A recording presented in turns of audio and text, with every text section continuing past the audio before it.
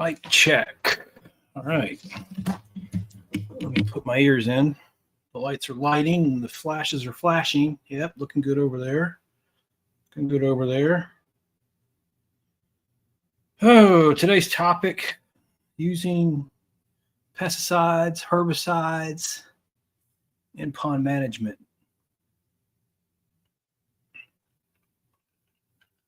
Let's see if my histamines will stay down today. Having run of luck, or bad run of luck, with trying to keep my allergies in check. Hey, welcome aboard, my friend.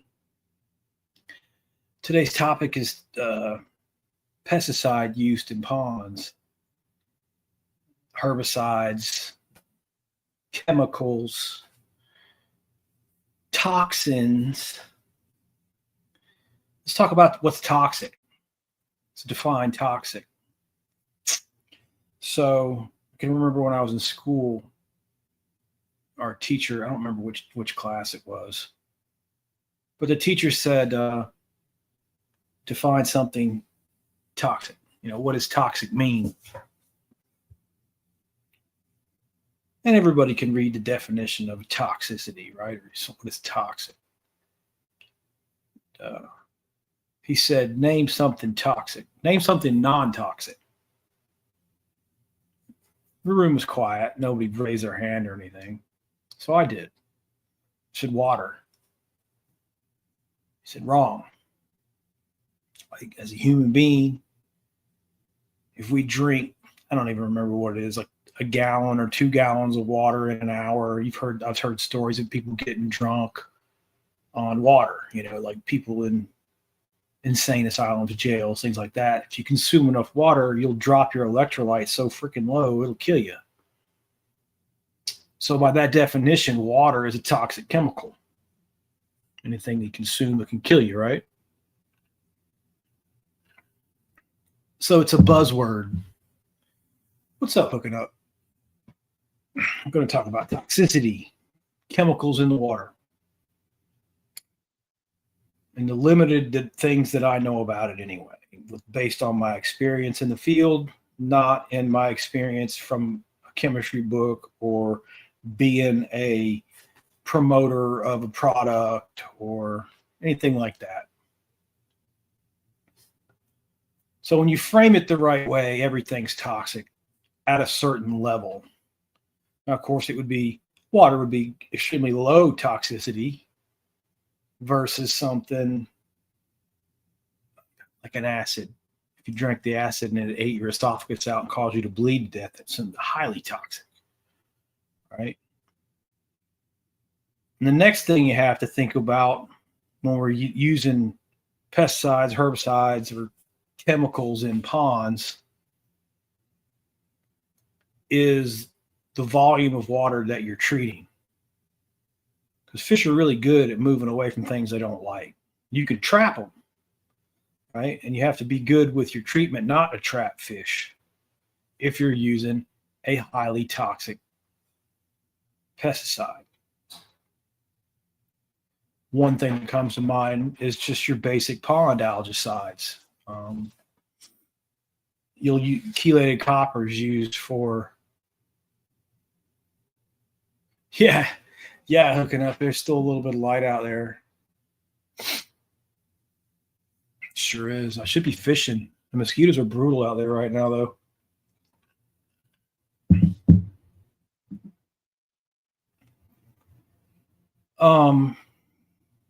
So the toxicity of the product that you're using, I'll just use an algicide. Let's say it's a chelated copper. I won't name any. It's like a blue liquid, comes in a jug. Chelated it means that the copper molecule is coated. I guess the easiest way to think about it is like M&Ms as a candy coating. The copper molecule has a coating, and some of the chelated in your chelated copper for algae control. Some of it's not coated at all, so it's available in the water as soon as you spray it. Some of it's got a light coating, and it's not active in the water as soon as you spray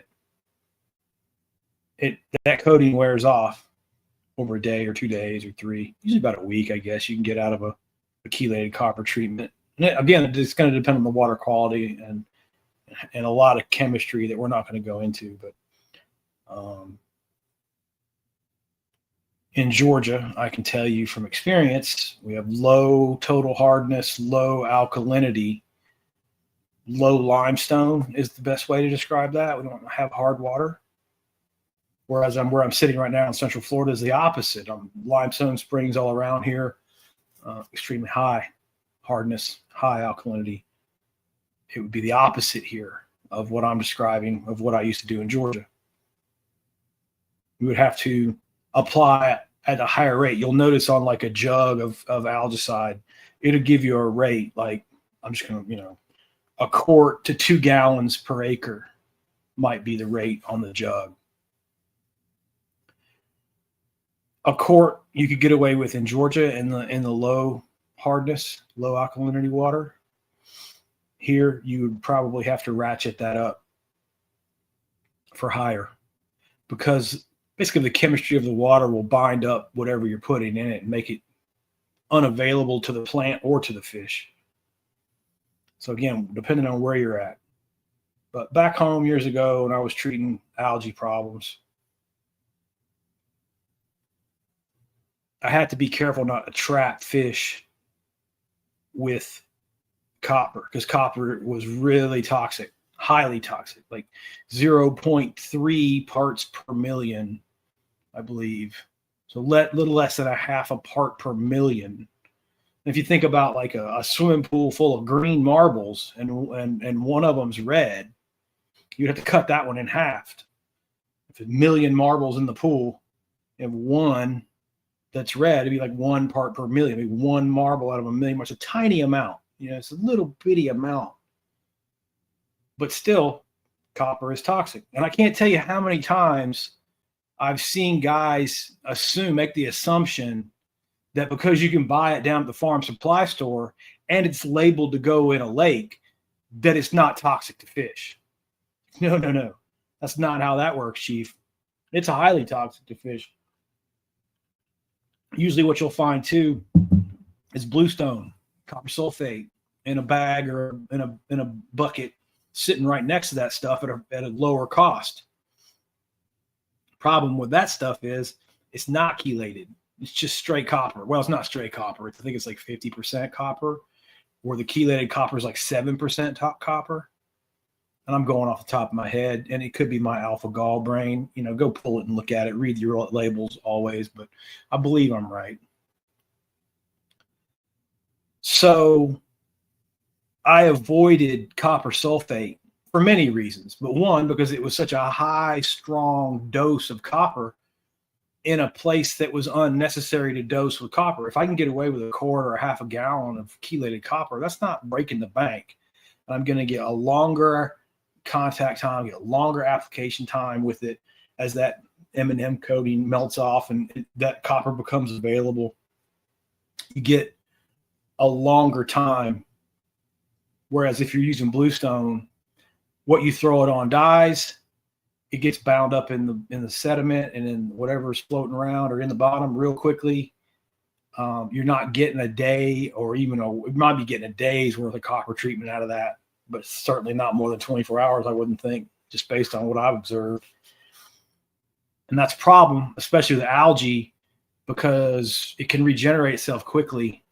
So having that chelated copper treatment down gives you a longer term control. You're using less product over a longer period of time than you would be with copper sulfate.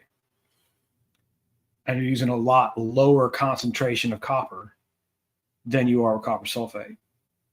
And also keep in mind, copper is an element. It doesn't break down in the environment. What you put in stays in. If the water flows out, it's flowing down the stream behind you. But if it goes to the bottom and settles out in your pond bottom, it's staying in the pond bottom forever. It's not breaking down. So if you have years and years and years of copper sulfate treatments, yeah, it's going and killing the algae and everything, but it's also going down to the bottom. It's getting bound up in the detritus of the bottom, the organic materials of the bottom are now becoming saturated with copper. That's not good for aquatic invertebrates. aquatic invertebrates are a significant portion of your bluegill's diet. See where I'm going with that? Understanding the food web. Anyway, trapping fish. So if I'm using an algicide and the wind is blowing, so like this, the screen is our pond, and we're going to treat this bank, right? And I come down, and I've seen people use bucket treatments. You can take a quart of that copper, put it into a bucket, a few gallons of water, pour it in the prop wash of the boat along this bank. If the wind is blowing in this direction, it'll blow that product right up into the shoreline nicely, and you'll treat that whole shoreline just using wind and wave action in the prop of the boat.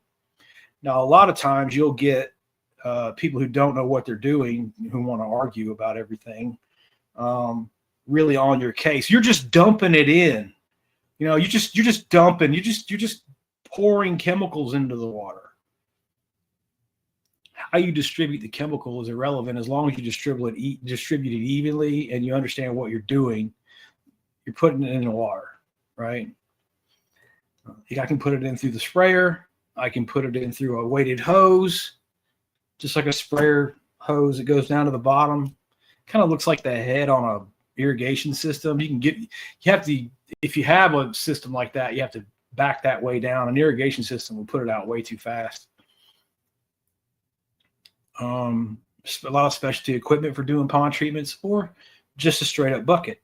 And I have certainly used the bucket treatment, but in Georgia, in soft water, when I'm trying to treat that bank and the wind is blowing this way, pouring that line of copper down this like that and allowing the wind to blow it in there may not be the best option, because you're creating a trap. You're trapping the fish in there with that line, right, of highly toxic copper product. So that might not be the best way to go. It might be better to walk this bank with a little pump up sprayer, put that quart into, say, 3 gallons of water, and start at the edge and just kind of spray some in, and then move. As you get down here, you come back and kind of do it like a printer, and walk that bank and start there and let that product kind of creep out this way. Right. And you'll get the wind and wave action wanting to push it back. But the point of the treatment is to start at the edge and give the fish a place to go. You're not pouring it out here and trapping them against the bank. As you put the copper in, they're gonna sense that. They're gonna move away from it. You're not gonna have any fish kill. Where you could use the same amount in the right environmental conditions, even though you didn't over apply anything, you could trap them and you could kill a few fish with it. And the worst thing you could do is have a fish kill after a treatment. That's why I tried. You'll hear me preaching to these guys. Get your treatment started in the spring. Using treatments in this manner is very similar to mowing the grass. Start with a small amount. As soon as you see it popping up, just do little spot treatments with your pump sprayers. All right, use the smallest amount and stay consistent on the treatment. Don't notice the algae problem, then hope it goes away, then let it go all the way to July at the hottest part of the year where the oxygen level is the lowest and the fish are at their highest stress, and now the pond's covered in algae, and then try to treat it. Or you shot yourself in the foot. If you've let it go that long, that's more your fault than the chemical's fault. Because again, you have a product that can already kill the fish, and you're using it probably at too high of a rate at the wrong time of year. All those things pile up on you. So I guess another way to look at it too is how you're managing the pond. The way I manage ponds, and this is kind of important to understand too, I would use grass carp. Grass carp are legal in Georgia. They're sterile fish. You stock them 10, 15, 20 per acre. 20 is pretty high. They'll clean up a weed problem pretty fast on 20. It depends on the weeds you're trying to control too. But what you'll notice is as the grass carp keep the weeds down, So you're not having to spray other products to control plants, but they don't really control algae well. So you kind of shift all your problems, all your nutrients tend to go straight to algae. So like the green slime, the filamentous stuff, when you have grass carp in your pond. Or if you don't have grass carp in your pond, you're going to get all kinds of plants, usually from bird droppings. But, you know, there's many ways that nature finds a way to move itself around. And I think probably the best for it's the geese, though. You get a big vegetarian bird that uses the bathroom a lot. So you get a flock of them in there. They poop the place up with seeds. And you get, I can't tell you how many times I've heard dudes say, "Oh, I've been living out here 20 years and I've never seen a weed problem. And now all of a sudden we have weeds." Yeah, well, now all of a sudden you do have Karen down there feeding the geese too. Just saying. I can remember one HOA in particular. He got the wild hair to do, I don't know, some kind of bacteria, fecal coliform or E. coli, or I think it was fecal. And it was the dumbest thing I've ever seen. They tested the water and they were convinced that this person's yard, because they were on septic, it was an older neighborhood and on a bigger lake, 90-acre lake of all places. And they grabbed a water sample for a month and they tested it. And the fecal count was high behind this one person's yard. And they grabbed it again the months later. And yet, and they did it other places, but they specifically went back and got it again where it was high. And it was high again. After, I think, the second or third time, the HOA board and all their wisdom required that person to fix their septic system because obviously it was leaking. Why else would there be fecal coliform behind your house? And I'm like, that's really not how that works. I'm not saying a septic system can't fail and put stuff in the water. It certainly can. But normally when it does, it's painfully obvious by the smell and the appearance. And none of those things were going on.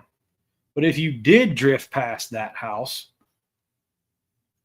the little old lady that lived there had troughs, literal troughs full of cracked corn because she fed the ducks and the geese. And I'm sitting there listening to their homeowners meeting, those big bunch of idiots, listening to this crap, going, I know the house you're talking about. You know, I'm thinking, so it's my turn to talk and they want to hear my opinion on it. And I'm like, are you talking about the little old lady's house who feeds the ducks and the geese? Well, yeah. And I'm like, and you're just running a basic fecal coliform test out of a test kit, or are you sending that to a lab and differentiating between human and fecal, or human fecal and bird fecal? Because that, I know they're not doing it, because that back then that test was like 5 G's, if they could even run it at all. If you could even find anybody to run that test at all, right? So you're just getting a hot fecal count, making the assumption that lady's polluting your lake. And never even considered that the fecal could be coming from the geese and the ducks. And it was a ridiculous amount of geese and ducks out there. Oh, they were pissed. They were so mad. Well, a couple of the people on the board laughed because I guess they had kind of come to the same conclusion, but nobody would listen to them. And then the other half of the board, one of which was like EPA guy or something, screaming at me, "This is what I do for a living." Yeah, well, this is what I do for a living too, Chief. And that lady had to dig up and fix thousands of dollars of the repairs to a septic system that wasn't even broken, thanks to her HOA. Assumptions. What do they say about those? No questions? That's the part about this I really find interesting. I started all this for this type of discussion. And I know this stuff is kind of boring, especially talking about this, algae control and things like that. There's not too many people in the world interested in listening to this unless you're trying to use these products.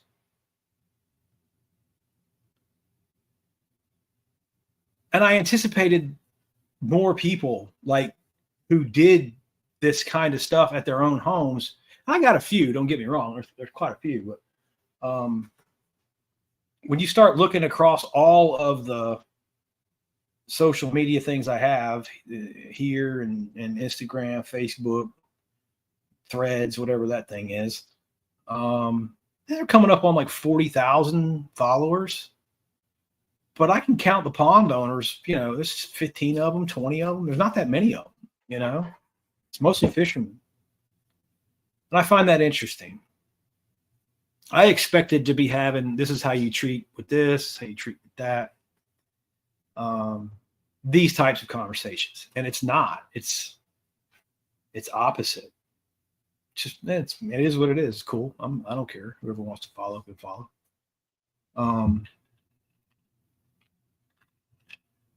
That being said, I want to run down a couple of the products that you can use in water. What limited the things that I know about it. You want to ask somebody. I always did. I always asked the chemical guy. Anything new? If you need help, if you need to talk to my chemical guy, I'll call him, or you can call him. It's cool. Neil is his name. Signet Enterprises is the name of the company. They're one of the, if not the biggest distributor of aquatic herbicides out of North Carolina. They're one of them. They got a website. I'm pretty sure anybody can order from them too. You don't have to order. It's not a wholesale deal unless they've changed the rules. But there's some new stuff out there now that I'm not familiar with because I haven't been messing with the chemicals in a long time. But you really only need, there's only just a few of them that you need. Diquat is a hammer. The common name on that is usually you see Reward in the store, and usually you see Cutrine Plus as the chelated copper in the stores. But there are certainly different product names with the same chemicals in there. So Reward would be the kind of the name you see on the label, and then you look at the fine print at the active ingredient. The active ingredient is Diquat.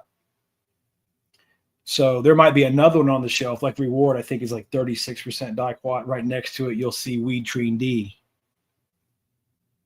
I know that. I just saw it at Tractor Supply. Weedtrine D is also Diquat. It's just like 15% Diquat instead of 36. It's not as hot a dose.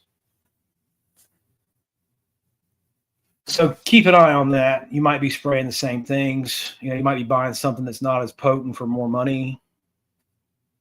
Seen that move before. But the nice thing about the Diquat, I specifically mentioned those two products because you can mix the Diquat with Diquat actually by itself is a pretty decent algicide anyway.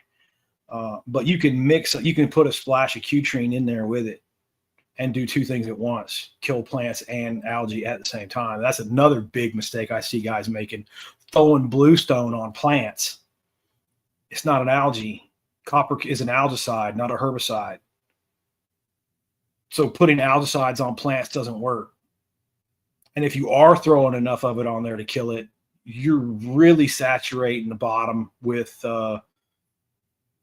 copper and burn it. You can definitely burn it with copper sulfate, but you really don't want to be doing that. You really want to ID the plant, make sure you know what you're treating, and use the proper amounts at the right time of year. Oh, got a question coming through. What's Anthony got for me? Duckweed problem. Duckweed. Okay, let's talk about duckweed. Why not? That little combo that I just mentioned will work on duckweed. Diquat will kill duckweed, and it'll smoke it. I mean, dust it, like just knock it out like a Mike Tyson left hook. The problem with duckweed and the problem with that treatment is, okay, the problem with duckweed is it reproduces very fast. So fast, in fact, that it looks like your treatment is a waste of time. Actually, your treatment is a waste of time a lot of times.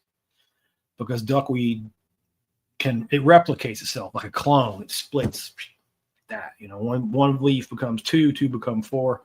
You get the idea. And it does it very quickly. So if you went out with a dicot treatment and put that on there, you'll see it brown out. You'll see the duckweed die. The problem is, you won't be able to treat every tiny little piece of that duckweed, right? And like I said, it reproduces very quickly. So it will come back on you very quickly within weeks. You treat it, knock it back. Pond looks good for maybe a week. You start noticing the duckweed coming back within another week, maybe two. You're back where you started with duckweed, and you feel like you're spinning your tires.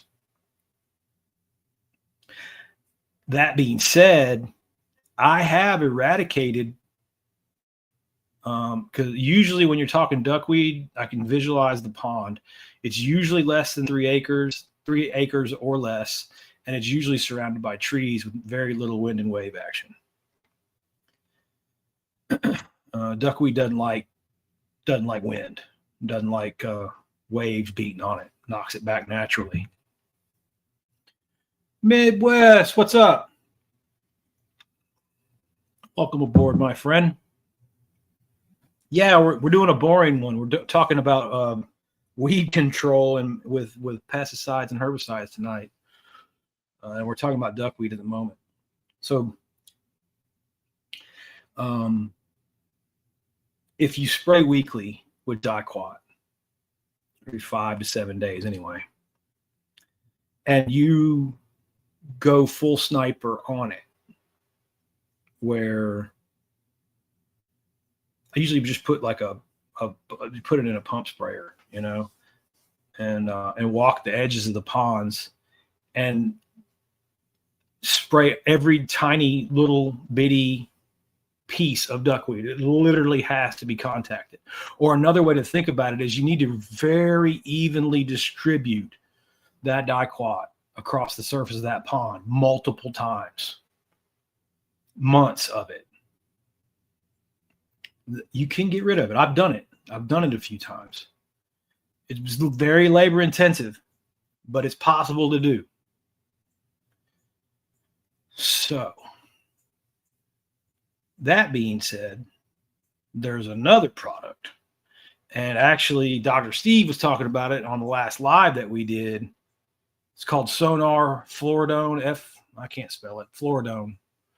Fluoridone, I believe, is the active ingredient. Sonar is the name brand. Sonar is a good product too, really good product, but it works a completely different way.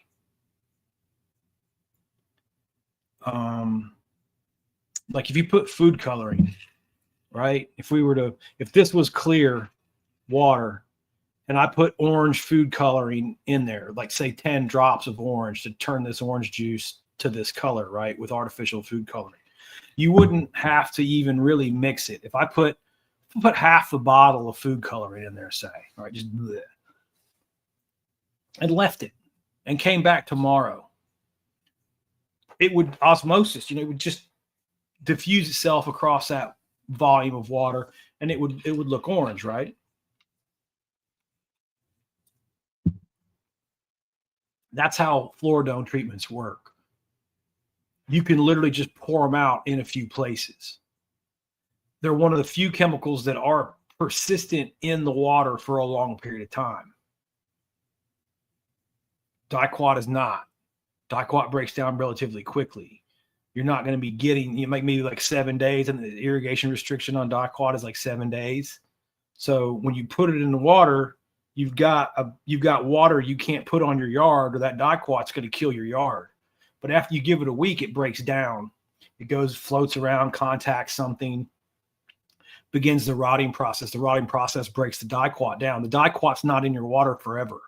It goes away after a certain period of time. Again, depends on temperature, depends on water quality.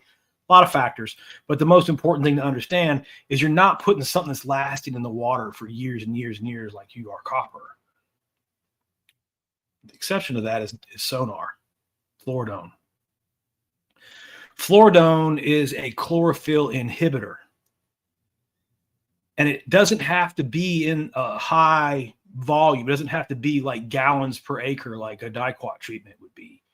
It's literally like a quart per acre. It's a part, you're keeping it in the water in parts per billion. I think it's around 30 parts per billion. And actually, you could dip the water and send it to the lab, and they can test it. That's one of the services that CPRO offers to see how much sonar is in your pond water, because you have to maintain that sonar concentration over a 3-month period. But if you do maintain the sonar treatment over a 90-day period, it will completely get rid of duckweed. It's a hammer. It's a good way to get rid of duckweed. The catch to that, and here's where everybody messes that one up. I got duckweed. Sonar's the product that I use. Just like I just said, they don't listen. They go on Facebook and listen to those idiots. They don't read. They don't go on the internet. They don't even listen to the guy they bought the chemical from. They don't ask anyone except some idiot on Facebook. And they don't know what they're doing. And they never consider, they don't understand that the sonar concentration has to be for 90 freaking days. 3 months. So putting it down right now wouldn't be doing you any good at all, right? You're going to be mid-October, mid-November, mid-December. Well, sometime in the next couple of weeks, all the plants are going to go dormant. You don't treat dormant plants. You're not doing anything to them. You're going to come right back on you the next spring. So starting the sonar treatment right now is, fool's paradise. You're not doing anything good. I'd want to start that, next year when the growing season fires back up again. All right. So let's say it's next spring and you had a duckweed problem. It's coming back. It's going to go away in the winter, and it's definitely coming back next year. Normally my rate on a pond, because like I said, normally it's about a 3-acre pond. Normally, it doesn't have any wind or wave action, but the problem is the stream. Is it stream fed? And what is the flow rate? That's something I have to calculate, because I have to have a high enough concentration over that 90-day period, and rain and flow rate is going to dilute that sonar treatment. And that was the point that I wanted to make with people. They go, because sonar is expensive. It's like $2,200 a gallon. And they pour that in there, and their $2,200 washes out in a couple weeks, and they don't understand what they're doing, and they just blew $2,000 on a product that will work if it's used properly, but they didn't use it properly, and now they're pissed. And, I get it, but again, you drop $2,000 and don't even bother to call me. Dudes that know me have done it. That's the part I don't get. You just dropped $2,000 on something you don't know how to use, and you didn't bother to pick up the phone and call me and ask. So my treatment with sonar is this. I figure out what I need. It's usually about a quart. Like I said, it's usually a pretty small pond. Maybe it's 2 quarts, right? Buy it by the gallon. You'll get about a quart for free. If you buy it by the quart, they're going to jack you pretty hard for it. So if you buy 3 quarts bought separately is the same thing as 1 gallon cost-wise. So I always used to buy a gallon. Just give them the $2,000. Put a quart in. 30 days later, put a quart in. 30 days later, put a quart in. 30 days later, put a quart in. That keeps that sonar elevated over that 120-day, at least 90, right? Or maybe I go with 2 quarts up front and then follow it up with a quart 30 to 45 days later. And again, that goes on retention time, how much water is flowing out of the pond. And then a quart 60 days later, 60, 75 days later, something like that, to keep my sonar treatment elevated over that 90-day period. And boom, your problem with duckweed is solved, until ducks bring you more of it. Then you're right back to where you started. Now, another thing that I've done, double team it. Do that, what I just described to you. You put in 2 quarts, go back in a month, put in another quart, or 45 days, put another quart, something like that. 60, 75 days, put it in another quart. But over that whole period, I'm also doing the diquat treatment that I described to you as well, and spot treating all the little things that I see. And you'll know sonar is working too, because like I said, it's a chlorophyll inhibitor. It goes into the plant and it prevents the plant from producing green chlorophyll. So you'll see it working. You'll see the plant turning white. You'll be like looking at the leaves going, those leaves look funny. That's sonar working for you. You're near the end of the treatment. And you did it right. You had the treatment high enough. But since it spreads itself, like I said, kind of like pouring food coloring in there, you don't have to spray sonar everywhere. You can just put it out a few places around. Wind and wave action will move it around, because again, it's got to be out there 3 months. There'll be plenty of opportunity to move that stuff around. So, Anthony, you're dealing with a nasty problem when you're dealing with duckweed, and I usually use the combination, like I just told you, the diquat with the sonar together. And actually, most of my diquat treatments, I would also mix in that chelated copper, that Q-Treen Plus, because generally you do have algae and plants together. It's very rare that you have just one problem in the pond, and that is a very broad range. The diquat Q-Treen combo will clean up probably about 80% of the problems you're going to have in ponds, I would say, no matter what they are. That's a real good, if you just don't know what you're doing at all, that would be what I recommended. Hope that helps, man. Yeah, Wolfia. So that's water meal.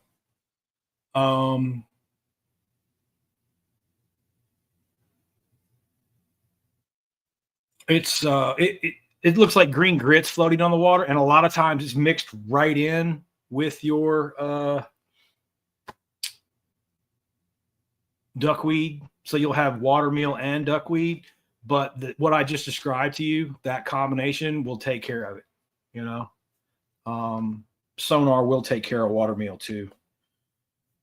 Again, I'm repeating myself, but you very rarely have just one plant problem when you have a plant problem. You usually see water meal and duckweed together. I mean, not all the time. I'd say probably 50-50 odds that some will be mixed in.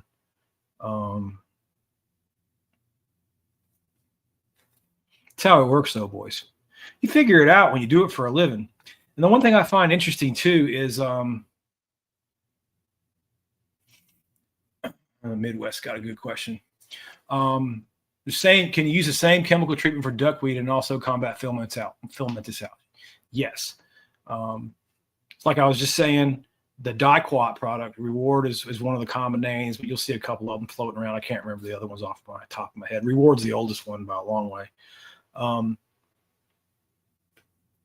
That is a good product for, like I said, probably 80% of the plants you can have in water. And it's also a pretty good algicide by itself. But I usually did mix in Q-Treen with my diquat. And I've seen people go, well, I'm using diquat on this plant anyway, so I'm just going to spray diquat on this algae problem I have.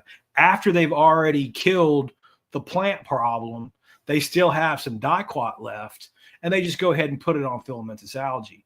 Well, that's a terrible mistake. Diquat's like $65 a gallon. Algicides are like $30. So yes, will it work? Yes. Did you spend twice the money? Yes.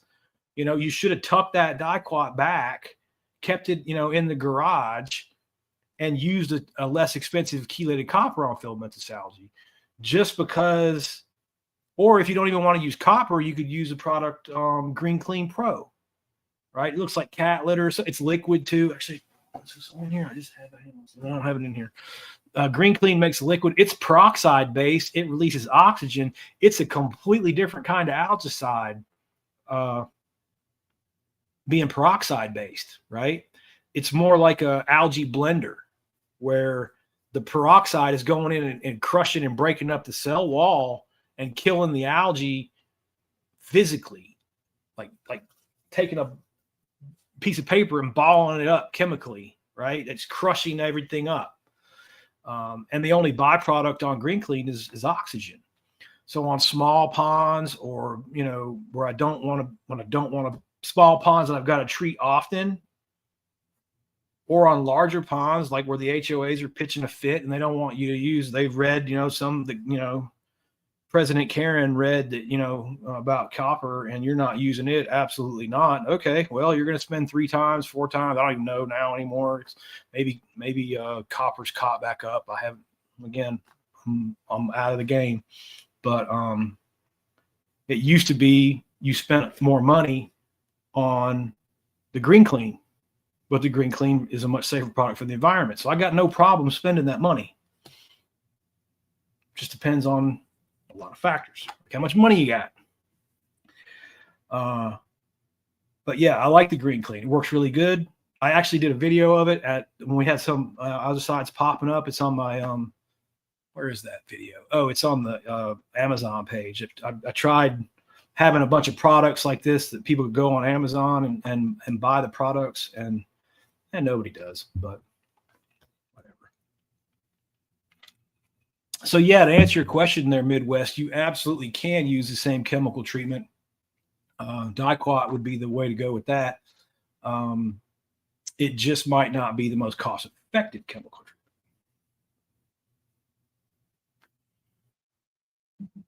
Yes, Anthony, I sure do.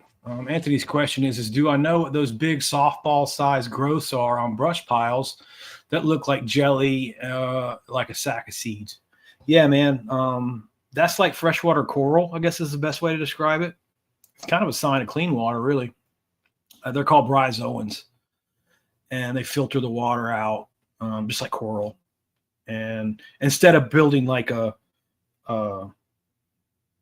coral reef, they build that gelatinous ball and they live on the edges and they live in that, But yeah, bryozoans are cool. You'll see all kinds depending on where you're at. I know exactly what you're describing. Like softball size, they're pretty small. I've seen them as big as like beach ball sized, basketball sized to beach ball, They can get pretty big. But you also see them sometimes wherever, depending on where you're at in the country. They might follow along the stick, but just be cylindrical, almost like a sausage kind of look. And others can grow really weird. Colony, I guess, is the best way to describe it. They're not always round, I guess. But they're not aliens and they're not frog eggs. And I've had people call those things all kind of crazy stuff. They're bryozoa, and they're cool. They're not hurting anything. Probably filtering some nutrients out of your water. But Midwest, what you got coming? Personal update. July 3rd, he switched from being a county public defender to being a supervisory regional counsel for Illinois Child Protection Department. Hey, man, congratulations, dude. That is awesome. Way to go, man. That's got to be a rewarding job, man.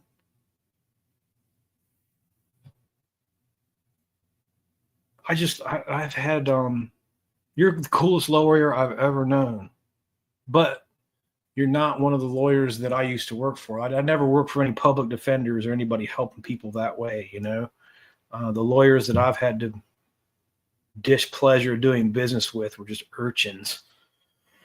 It's one of my red flags, people not to do business with. The Department of Children and Family Services. Well, Midwest, I'm proud of you, man. Congratulations on your new job, man. That's awesome.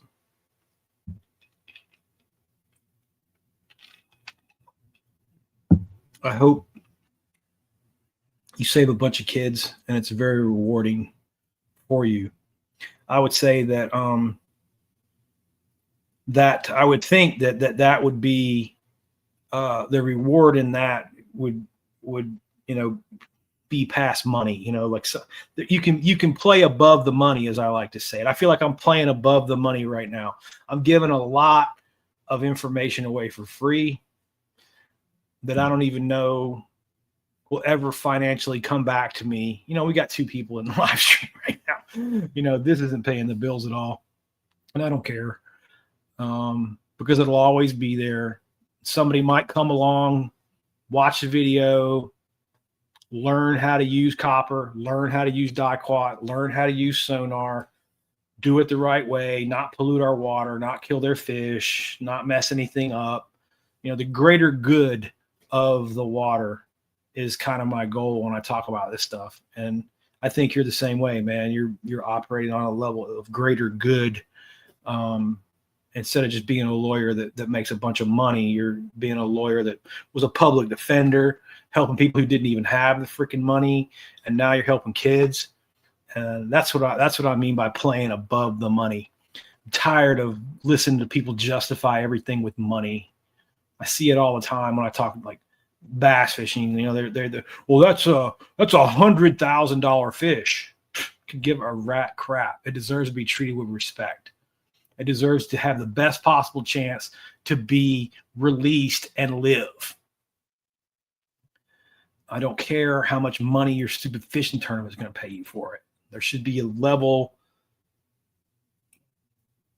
The safe fish handling should come before, you know, it should be greater than the money that you're going to earn. As a matter of fact, I personally feel if you can't handle the fish properly, just like in golf, if you can't handle your club properly and you ground it in the sand, you get penalized. Just like in golf, if you want to use a foot wedge, you get kicked out of the tournament. They talk like, oh, well, there's nothing we could do about our tournaments. Yeah, there is. Take that $100,000 check and give it to the guy in second place who didn't do any of those things on camera. All right. I guarantee you do that one time, all of your fish handling problems. Here's your list of rules for safe fish handling. Break any of them, and you're taking it to the house for free, Ricky. Easy fix.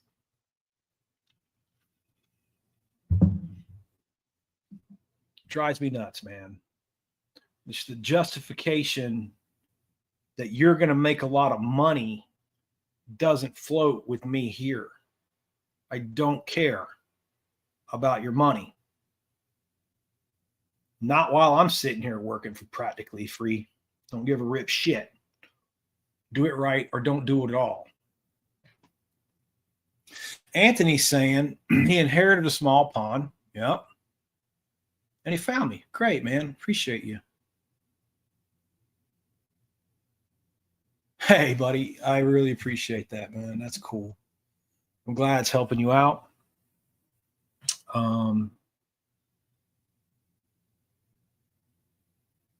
It's really important to me, you know? It's more important to me that this information gets to a guy like you than the money. Right? And like I said, the business is there, right? For what I'm doing here. I'm positive it's there. There's like 1 million ponds in Georgia, just Georgia, right? That means there's got to be 1 million pond owners. And when you go across the Southeast, my entire idea for this was for the DIY pond owner, just like you're describing, right? Where guys can have, like when you go on YouTube, I do it all the time. Go on YouTube and look up whatever you're working on. The last time I did it, like my neighbor's truck, we were trying to do his headlights. His bulb had burnt out. He's retired, dude. Dave, he's a cool guy. And you know, what do? I've never changed the headlights in a 2013 Nissan Frontier. But you know what? There's like 50 people on the internet who have. Let's go watch that. See how they did it. Make sure we don't screw something up. So that's why I do this. Because I know, especially know in this field, finding good information to help you here is dang near impossible. I'm going to switch glasses. You guys are typing, then I'm going to need my readers. These have got little bifocals in the bottom. I just don't be cocking my head up. There we go. I'm getting old, boys. I think the alpha gall's got my eyes jacked up. Something's happened. Because some days my eyes are good and some days they're not. Man, whatever. Getting old ain't for sissies, boys. But yeah, Anthony, I'm really glad it's helping you out, man. I appreciate it. I have like a $5 subscription page over there. You don't have to pay it if you feel like you want to. I'll be glad to take your $5. It's every month. It just drafts, I guess. I think I got like 4 people now. Just tearing it up. But if you find the information helpful and you need a little more personal help than what you get here, I'd be glad to help you. It's just $5.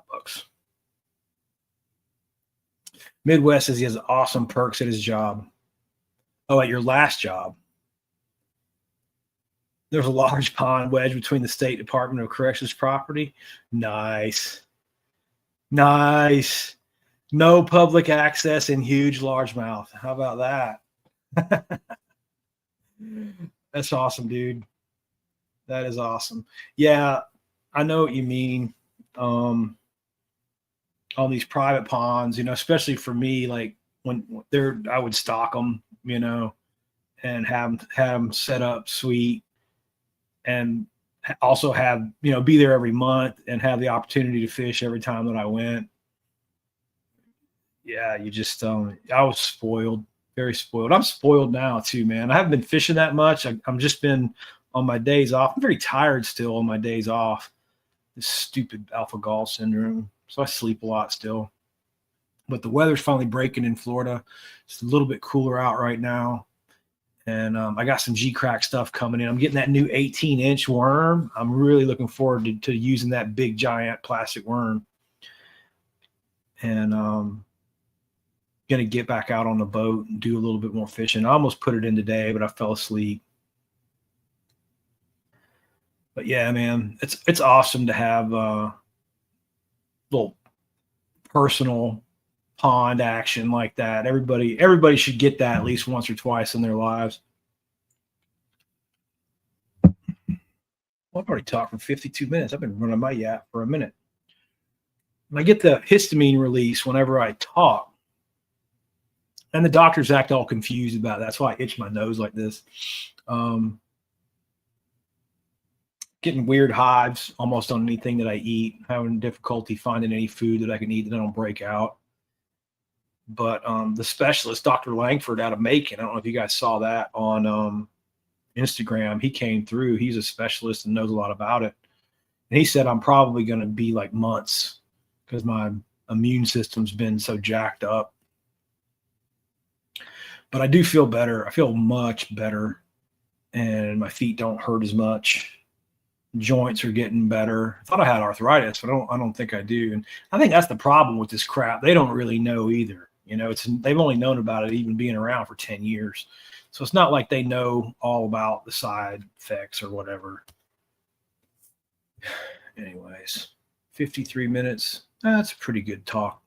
Probably wrap it up. Let me go back and make sure I didn't miss anybody. I don't think I did. 4 folks in this chat. We're talking about pesticides and herbicides tonight, boys. If you got any questions about that, Anthony came through with a real good one about duckweed. That'll help the engagement. Appreciate that, Anthony. So we talked duckweed. We talked there's another one that's real common that's actually pretty easy to treat and people freak out. Glyphosate, Roundup. I've used it plenty. Probably going to kill me, but one thing you can do on like cattails or anything that's out of the water, glyphosate, you'll need the aquatic label version of it. Actually, if you look at the back of Roundup, it'll tell you don't use near the water. That's because the surfactant that they put in Roundup is an irritant to fish's eyes. That surfactant is not in aquatic label Roundup, which there isn't an aquatic label Roundup. There's an aquatic label glyphosate. But again, like I said, Roundup is the common name. Glyphosate is the active ingredient. But one thing we used to do, just get those yellow gloves, the kitchen gloves that come up to your elbows. Get you a sponge, cheap sponge, and make your Roundup mix in a 5-gallon bucket, just like 2% solution. You don't want to burn anything with Roundup. Like, more isn't better with Roundup, with any of these chemicals, really, because especially with Roundup, though, like, it's not going to matter too much with Diquat. Diquat's not systemic; it won't kill the root system, so the plant will die and go away, but the roots are still there; it'll come back. Roundup's not. Roundup is a systemic. Roundup will go in and kill the roots, and that's why Roundup takes a little bit longer. You'll spray it, and you don't see results for a while, but then the plant will be gone forever, and that's because it takes it. It's designed to run the root system. So, with your like cattails or anything, if you don't want to spray it and get any in the water, just put it onto a sponge, use gloves, and then just wipe the cattails with the wetted sponge, and that'll keep you from getting it everywhere in the environment. And then you can just, throw the sponge and the gloves away, and that's a real good way to apply Roundup to cattails. Done that many times. Takes longer than just spraying them. Like, if the landowner doesn't care, actually glyphosate or Roundup is not very toxic to fish at all, because it binds out really fast. Like, as soon as it hits the water, you can't spray that stuff if the leaf is floating above. Like, if say you had a lily pad, right? It'll kill lily pads, but the lily pad has to be on the surface of the water, and the Roundup has to contact the leaf and stay on there. Like, if you've sprayed it and then it got rain on it immediately, it'll wash it off. It won't work. If the leaf is just under the surface of the water, or it's a windy day that's lapping water over the top of it, it won't work. If you use pond water in your tank because it's dirty, it won't work as good, if at all. And again, it depends on the chemistry of your water. But like I said, it'll bind the glyphosate in your tank, and you're just spraying water on water at that point. You won't get any kind of kill with glyphosate. But the important thing to understand with glyphosate is that green leaf has to be exposed to the air, and that herbicide has to contact that for like 6 hours. Oh, and another trick I used to use, and again, you call my guy Neil, you get the right stuff. You can add a surfactant to that if you're doing those kinds of treatments. Surfactants like soap, like super soap, it's super slippery, and it helps that stuff stick. But super cool trick, you can get ammonium nitrate surfactant. So not only is the Roundup, is it a surfactant which helps it stick, but the plant recognizes it as fertilizer and pulls it in, because you trick it into thinking that you're giving it fertilizer when you're really giving it a Roundup mixture. But again, 1% to 2% Roundup is really all you want in your solution, because you want it to run the root system. You don't want to burn the leaf with it by elevating the concentration of it. It'll just burn the leaf, and the plant will drop the leaf, and it won't run the root system. It won't work. So more isn't better with Roundup.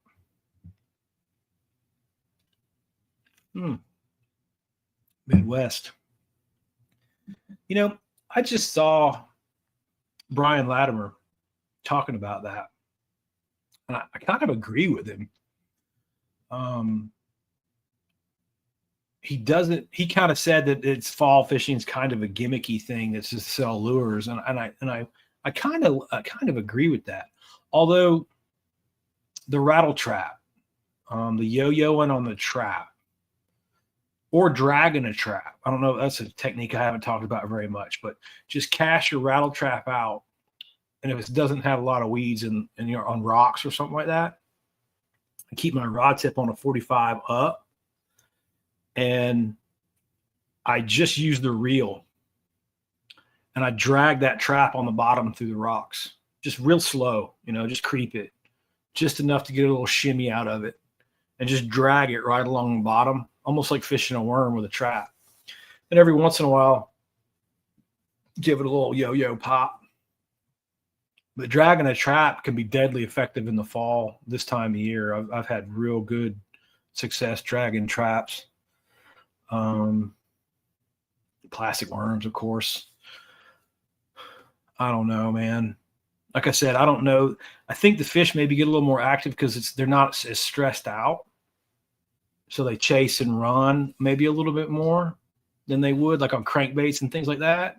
So this time of year, again, we're coming out, and especially the heat that we've been getting, that's stressful to the fish. And when the fish is stressed out, it's going to slow it down. It's not going to be as active. So as this cooling pattern has come, I think that's probably more what you're seeing. And of course, you do see some changes in like the shad. If you have a lake with shad in it, they tend to change up. But the weather's changing too, and the rain patterns are changing too. And those are all things to pay attention to. Definitely. But I don't know, man. I don't change much. Like I'll take my 5.8 bellows gill out there and fish it all day long. I normally do. I don't care. It's a good question too, Midwest. What are some of the invasive plant species that harm wetlands and water bodies down by me? They struggle with purple loosestrife. Sucks the marshes dry and is so prolific. Sure. And that brings up a really good point, Midwest. How do we define a problem with a weed, right? What is a weed? It's just an aquatic plant, right? Now you specifically said invasive. So there's a difference there. But I would say if you've got a pond, right, and you've got like 20% coverage of natural pondweed, a native aquatic plant like a pondweed, and it's not choking, it's not inhibiting boating or inhibiting fishing, and you've got some nice patches of it, right? I'm not treating that. Don't care. Right? That's good habitat. The plant becomes a weed to me when it's inhibiting boating, fishing, and if you like to swim in the pond, swimming, because you don't want entanglement problems with kids and stuff like that if they're swimming in the water. Most people don't swim in ponds anymore, but that's some book knowledge. That's a book knowledge definition, and I agree with the book knowledge there. Is it inhibiting my trolling motor? Is it making it impossible for me to fish? Or is it going to become an entanglement problem if somebody falls out and gets into it, can't get out of the pond? If I'm dealing with those three things, the plant has just become a weed. And it needs to be controlled. It needs to go away. But that being said, I would say probably the worst invasive down here is hydrilla that I've had to mess with. I haven't had it too much, but the times that I have had it, my Lord. And again, because the ponds are shallow and there's not, you got to get like with your lily pads, you can tell where the water becomes 8 feet deep. The lily pads stop growing. Light can't penetrate down that deep. Lily pads can't get enough light to come off the bottom, stay alive. They create an edge. It's usually around that 8-foot mark. Even out here, I've kind of noticed it. The pads go out. You can even see, like if you've got an island of pads, you've got 8 or 10 feet of water out from around that island, because the pads would grow over the whole lake if they could. It's a perfect example too of HOA Karen making assumptions. Excuse me. We don't have any plants in this pond. I'm going to go down to Pike Nursery and I'm going to buy some water lily and I'm going to plant it in behind my house, and that's going to help the fish and improve the pond, because everybody knows you need plants. Well, not necessarily too true in a pond. I don't really need plants. I think we proved that. Would I like to have a few? Yeah. Is it really hard to keep them in a place where they don't start causing problems like I just described? Yeah. So I tend to use more artificial type covers, brush piles, rock piles, get my surface area and habitat in different ways, blow downs, chop a few trees, let them fall in the pond, that kind of thing. Blowdowns don't grow over the whole bank, cause those kinds of problems. Neither do rock piles. Neither do brush piles. If you like to see Christmas trees, great. You don't throw a couple dead Christmas trees in the pond and then all of a sudden you can't fish in the pond from the dead Christmas trees. See my point? But believe me, boys, I have seen more than one HOA Karen throw some water lily in her backyard and rack up a nice $5,000 to $10,000 bill to come out there because you can't see the pond anymore from the water lilies that grew. Oh, I didn't know it was going to do all that. Yeah, it's going to do all that. And that's why you don't intentionally put plants in ponds. And if you do intentionally put plants in ponds, call a guy like me. Call somebody who knows how to do it. There are things you can plant that will be good habitat and not do that to you. But don't ask anybody on Facebook. And do your research on that. Like I like pickerel weed. It's a real pretty plant. Purple leaf. Riparian, edge plant. It doesn't grow over the whole place. There's definitely things that you can do to beautify the property. Your sedges and rushes, usually marginal.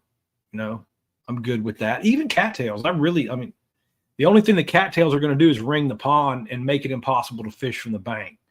But I've actually seen a few situations where you really didn't want people fishing from the bank anyway, and the cattails ringing the pond like that were beneficial to keep people out of the pond, cut you a little path in there, put your kayak or your john in there, and all that cattails around the edge make some nice larval habitat, that kind of thing.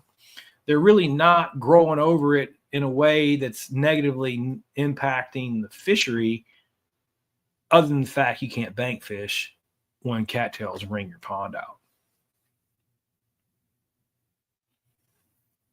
Yep. Midwest is saying that's what happened with purple loosestrife. It was introduced as an ornamental water plant. Yes. It's not a koi pond. Yeah. Ask somebody who knows what they're doing. How hard is that? I don't know, man. Well, Midwest, it looks like it's just being you. But I thought that was a good live stream, good information. Maybe it'll get a few likes and help some people out. Obviously, my allergies are kicking up again, so I'm just going to punch it there a little over an hour. Appreciate you coming through, Midwest. Congratulations on your new gig, man. Sounds awesome. I'll talk to you next time.